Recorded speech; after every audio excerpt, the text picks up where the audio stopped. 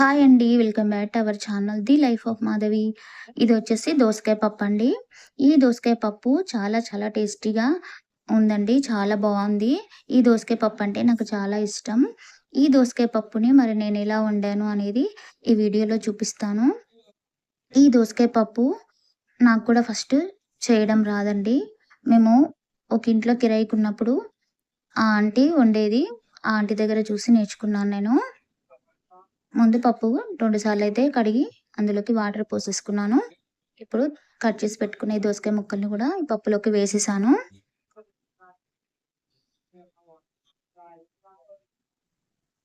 టమాటా ముక్కల్ని కూడా వేశాను. కట్ చేసిన పచ్చిమిరపకాయలు వేశాను. ఇందులోకి తగినంత కారం వేశాను.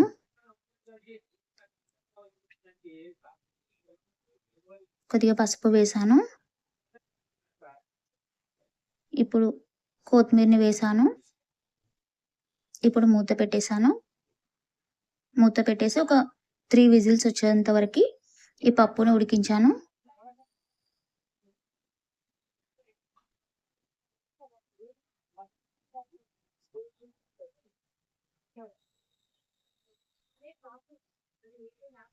పప్పు ఉడికిన తర్వాత ఇందులోకి కొద్దిగా ఉప్పు వేసి ఇలా పప్పు గుత్తితో ఇలా రుబ్బేసాను.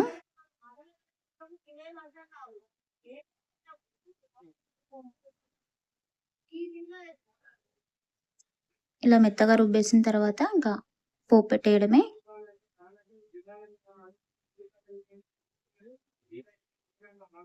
ఇందులోకి కొద్దిగా ఆయిల్ వేసి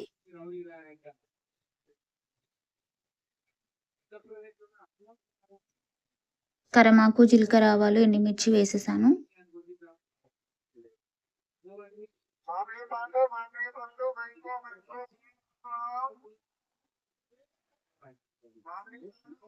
పోపులోకి వెల్లిపాయలు కూడా వేసి ఇంకా తర్వాత పోపులోకి ఇంకా పప్పైతే వేసేసాను.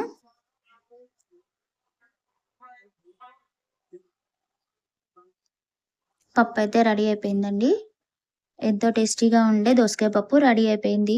చాలా చాలా టేస్టీగా ఉంటుందండి. ఎన్నో సార్లు నాకైతే అసలు ఈ దోసకాయ పప్పు చేయడం రాదు. ఇంకా మా ఇంటి పక్కన ఆంటీని అడిగి నేనైతే ఈ పప్పు చేయడం నేర్చుకున్నాను. ఓకే ఫ్రెండ్స్, వీడియో నచ్చితే లైక్ చేయండి. నా ఛానల్ ఎవరైనా ఫస్ట్ టైం చూస్తున్నట్టయితే సబ్స్క్రైబ్ చేసుకోండి. Thank you.